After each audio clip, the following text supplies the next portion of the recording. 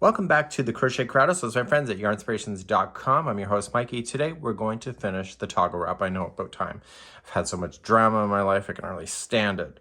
So, what we're going to do is we're going to start on the finishing of the neckband, and it's going to go all the way through the piece from the base all the way up through the back of the shoulders and back down the other side. It says to start on the left side here. So, starting with here, finishing left front. So the way that I'm reading this, and I could be wrong, so you can correct me if I'm wrong. When I'm wearing this, this is on my left. This is the left side that we finished with, because when I think about it, we had the left side. This is where the left side was that I finished. So that's what my assumption is going to be. So that's what I'm going to go for it. We have to start on the wrong side. So when we have this, I have my stitch marker up. It's facing up. So that was the right side. You can also see all the nice texture. So that's the right side. So when I go to start, I want to start like this, just fold it up, and we're going to begin along this edge using the same color.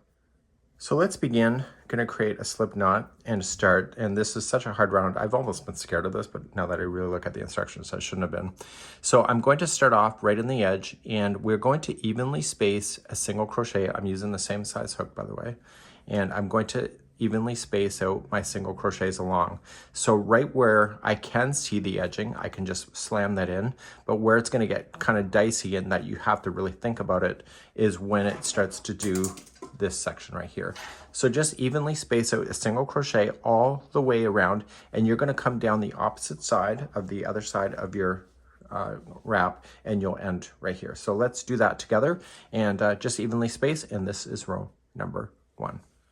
Just so that you don't misunderstand, when you get to a corner, like in the top of the back of the neck, you are not adding or subtracting any stitches. You're just following it around. Okay, so it's just going to have a nice contour, and so you don't have to worry about adding or subtracting any stitches for any of those turns. Just go with it and don't think twice.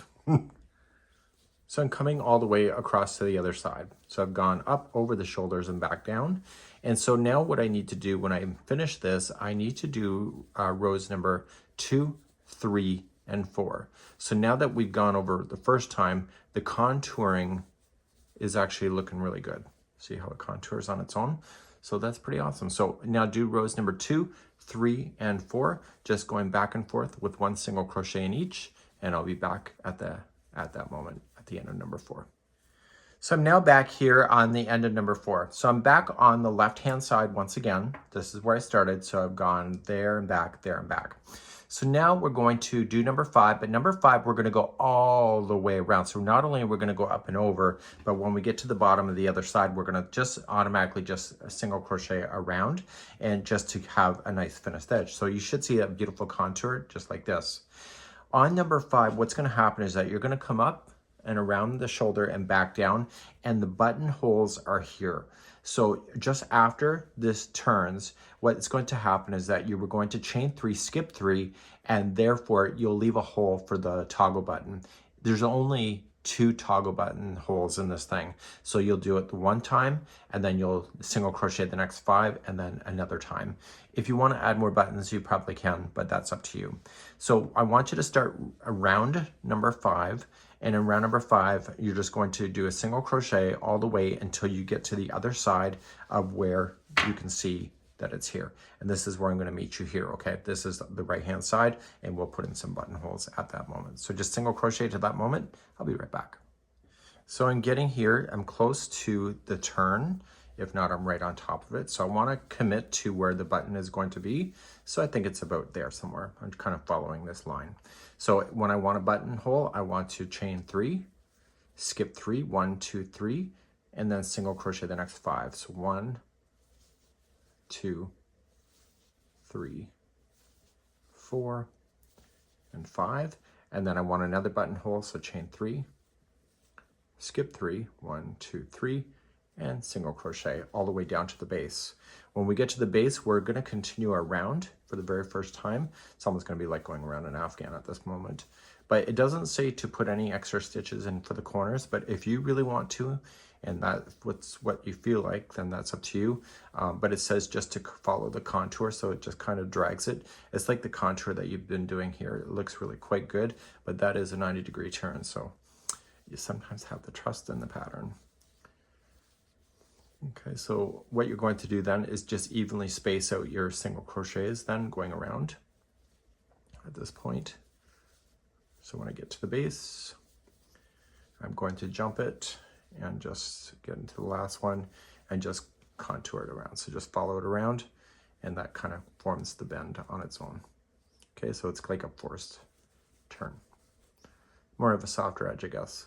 So just single crochet all the way around, and when you come back, you'll be back to where you started, and that's where I'll pick you up next. So I'm coming all the way back around to where I started. I started here. So now I'm just going to slip stitch to where I started. And it actually turned out pretty good. So we got 2 more rounds to go. Hopefully that was good for you as it was for me. In this round, what we want to do is we still want to do a single crochet in each stitch, but when you get to those buttonholes, what I want you to do is put 1 single crochet in each of the chain 3. Don't put it into a space, because if you put it into each chain, it'll be equally spaced and it'll be operating better for your button. So to start, you're just going to chain 1 and then just slam in single crochets in each and do what I just said for the buttons, and then I'll meet you at the end of this round, and this is the second last round of your toggle wrap. So I'm coming all the way back around, and I'm just going to slip stitch it to the beginning one. The last round of this whole thing is a reverse single crochet. It's also called a crab stitch. Some people don't like it, some people don't. So if you don't want to do it, then don't just single crochet round. So just to do the reverse, you're going to chain 1 and you'll single crochet in the same one as the join. The next one is behind it. So you want to come in behind into that stitch, yarn over, pull through, and then pull through 2. And you're going to notice how this stitch work will look in about 3 stitches for now. So then go to the one before and you're going backwards. I don't know why people hate this stitch so much. You can leave that in the comments for me. Maybe it's inconvenient or whatever. But anyway, you're just going to do this, and it almost looks like a roping appearance. And you're going to go all the way around, and I'm going to meet you at the end of this round. This is the very last one, and we'll talk about doing the buttons in a moment. So I'm just coming to the end. By the time I finish today, the sun is already set. We had the times clock go back yesterday. So I want to go to the very last one here, and this is where I want to hold. So I'm going to just cut this yarn. You notice that I never slip stitched yet to the beginning. This is my own personal technique. Because of the way that this looks, if you just slip stitch it, it looks like shit. So what I want to do is just take this and put it into the tapestry needle. And I want to go to the original right here and pull it in like that.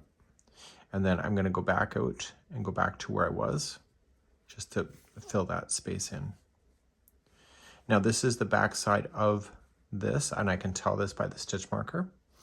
And so what I want to do is that I want to favor the back here. And I'm just going to have this tie into a knot that will permanently hold. And then I'm going to take this and I'm going to weave it in.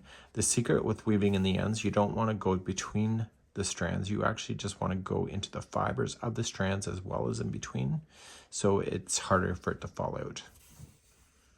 Some people don't have a lot of luck with it, but you can leave that in the comments on how you feel about that, or if you have a better way. And so I'm just weaving in the ends. And this is going to bring this to a conclusion of the stitch work itself.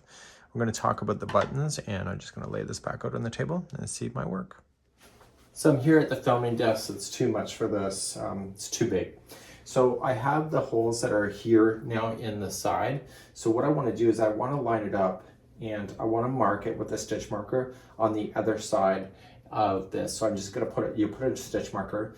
That stitch marker where it's going to go through is where you're going to sew your button. So I'll leave that for you. If you don't know how to sew on a button, there's videos here on YouTube to do that. And all you just got to do now is just go through your project. If you had any strands to tell you what the right side was, you can remove those. Those are all good to go. And now this is good. So I'd love to see what your creativity was on Facebook. And this is the conclusion.